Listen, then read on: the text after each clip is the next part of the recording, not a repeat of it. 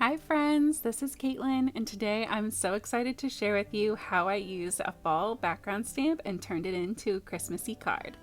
I'm going to be using this Little Leaves background stamp from My Favorite Things, along with some of these adorable Santa selfie stamps and some really fun dies, all from My Favorite Things, to kind of create a Christmassy, holly feeling background.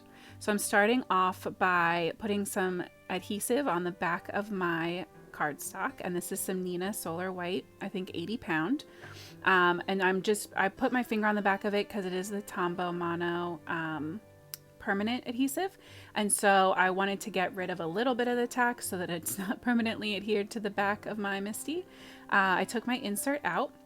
And now I'm going through my Favorite Things inks, and I landed on mixing in prickly pear and jalapeno popper for my inks. And you'll see to do this, I started out trying to do a gradient, so I'm just stamping the lighter of the inks kind of on the bottom. I wanted it to be a little splotchy. I wanted it to kind of overlap. So I wasn't being too careful about where I was placing my inks, and you can see I'm going in now without stamping, adding in that darker color just to that top area, and then tapping in with a blending brush.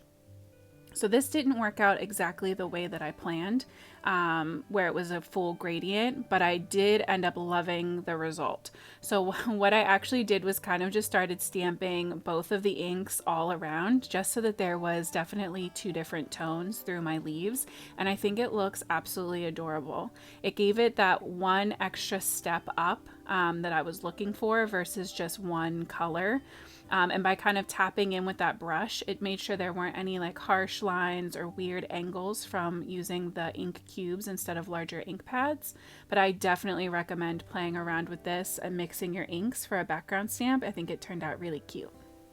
So now I'm stamping my sweet little hugging friends from the Selfies with Santa stamp set. And I'm using some alcohol marker friendly ink to do that. And then I'm also stamping out my sentiment, which is holiday hugs are the best kind. I think that's what it says. And I'm doing that just on a scrap piece of craft because I knew I wanted to do a card backer, my furthest back panel, my biggest panel was going to be craft with the leaves on top. So I thought I would tie in the craft somewhere else by using it to die cut out this little banner sentiment, which is absolutely adorable. I love it, and I love the stitch detailing around that border. I think it ties in really well when I cut out my leaf panel with the stitch die as well. So now I'm going in with my washi tape and just lining up all my dies so I can pass everything through. I have a Big Shot. That's the die cutting machine that I use, and I have it on the floor next to me while I'm working. So I wanted to make sure that a little bit of that craft would be poking out. So I used the biggest double stitched rectangle frame and did cut that out, and then it was time to start putting everything together. So I adhered my leafy panel down to my craft, and then I'm going to go in and Copic color my little cutie patooties, starting with our little polar bear. I decided to color my polar bear in with the W warm gray markers using 3, 1, and 00. You can definitely change these up. I saw someone else, Christy from Christy Gets Crafty. She recently did some polar bears using the lightest E40 markers, which I do not have yet, but since I saw her do that, I've definitely added them to my list. I think those are also a great combination, but I am also a fan of use what you got. So I stuck with my W markers for him and just left a good bit of white space so that he would read as a polar bear and not a gray bear. And then I went in with some E markers on my deer, and I stuck with the E50s and just kind of used the lighter markers for his belly and his little muzzle, and then the darker markers for his ears, the top of his head, and his little arm. All of the color combinations that I used today for my markers, as well as all of the other supplies, will be listed in that description box below for you. Sometimes there are links down there as well. I link things anytime that I can, but I want to be upfront with you that some of those links are affiliate links. So if you make a purchase through using one of those links, it doesn't cost you anything extra. It just helps to support me and my channel, and I definitely appreciate you either way. I don't know about you guys, but I'm starting to get so excited about Christmas finally. For me in our house with my young girls, it definitely starts to get more exciting the closer we get. It really starts to sink in for them that, Christmas is coming up soon. It also is so much work for me as a mom. Me and my husband together, it's just a lot to get everything ready. I really like them to have a lot of fun. We've been doing advent calendars and all kinds of fun things. So it's been very nice to have crafting time to myself to just kind of sit and create. And I'm so excited that this year I get to share some of those creations with you guys. So I just wanted to tell you that I'm so happy that you're here. If you haven't subscribed already, I would love it if you went ahead and click that subscribe button. I haven't said anything before, but I figured now's a good time to tell you guys we have a long way to go to get to 1,000, but I do plan on having a really cool giveaway when we get to 1,000 subscribers in our little crafty card making family here. So definitely think about doing that. It definitely supports me, and I put out new videos every Friday. Going into the new year, I'm going to be trying to bump that up to at least 2 videos a couple times a month. Starting to put in some more Monday bonus videos again because I know those are really fun in the fall. And so I also am open to any suggestions for stuff that you would like to see, questions that you have, what kind of videos are your favorite. So definitely leave me some comments down below and let me know what you think. Back to my card, I decided to give my little hugging critters a really cute olive green gradient background just to tie in nicely with those leaves and the stamping that we did. And you can see I did kind of do some scrubbing and layering of those markers to help create a really soft, smooth blend, but I also didn't overthink it because there was going to be so much pattern going on behind them. I knew that how I wanted to step up and make my card feel more like a holiday background was by adding red sequins, and so I really wanted to add in some white and red stripes to my little critters, and so I decided to do that with their hats and scarves. So I went through with a gray marker and laid down all of the general shadows first because those will still show through the red when we go in to do that. And then I went through to add in some really light gray shading for my white stripes, and then went in with R29 and R24 to create my red stripes.